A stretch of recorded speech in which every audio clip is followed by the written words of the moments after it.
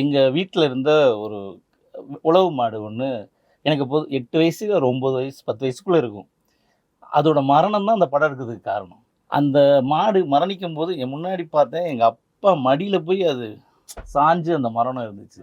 எனக்கு அதோட பாதிப்பாக இருக்குமோ, ஏன்னா அந்த மாடு இன்னமும் எனக்கு அந்த விஷுவல் இருக்குது. அந்த அந்த சீன் வந்து மாடுகளோடய ஒன்றா வளர்ந்து அதோட பாதிப்பாக கூட இருக்கலாம்.